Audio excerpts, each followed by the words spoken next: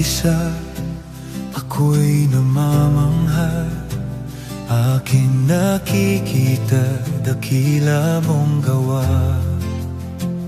Sa kalawakan o kalupaan, sa kapatagan man o kabundukan, nahahayag ang iyong kadakilaan. Sambahin ka, sambahin ka,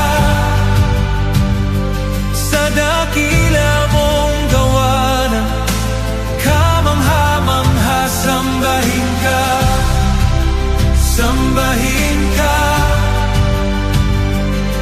sa buhay na iyong nilikha.